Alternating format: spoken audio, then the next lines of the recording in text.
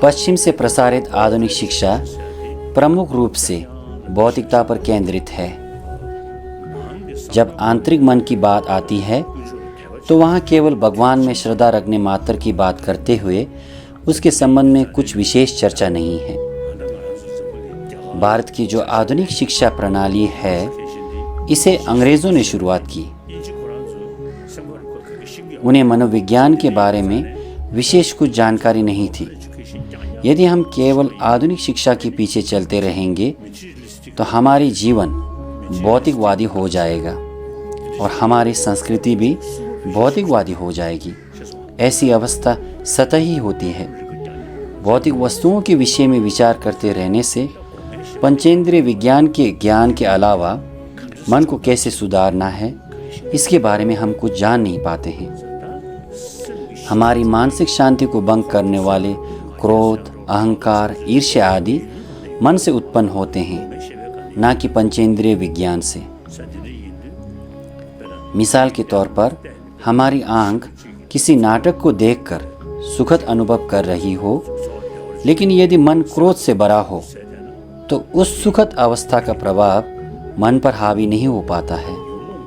मन को विचलित करने वाले क्लेश चित्त के स्तर पर उत्पन्न होता है, इसलिए उन्हें दूर करने वाले प्रतिपक्ष मैत्री, करुणा और सहनशीलता भी मन के स्तर पर विकसित होनी चाहिए।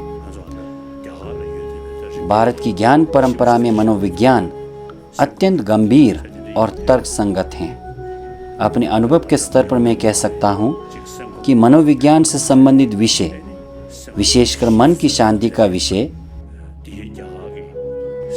भारत में पूर्णतः धर्मनिरपेक्ष रूप से चर्चा का विषय रहा है। धर्म में विश्वास रखने वाले हों या ना रखने वाले, ये विश्व के सभी लोगों के लिए उपयोगी है।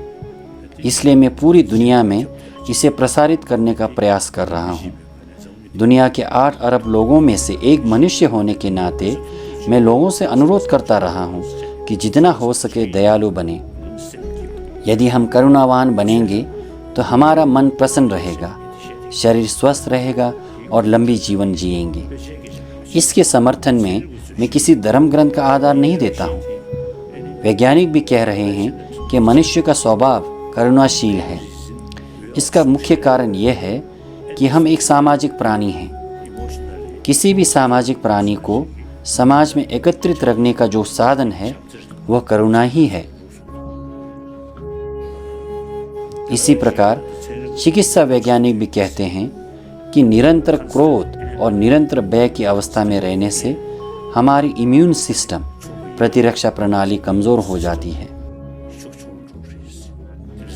इसलिए वैज्ञानिक विश्लेषणों को आधार बनाकर धर्मनिरपेक्ष रूप से हमारे पास संपूर्ण विश्व में करुणा के प्रसार का एक महत्वपूर्ण अवसर है।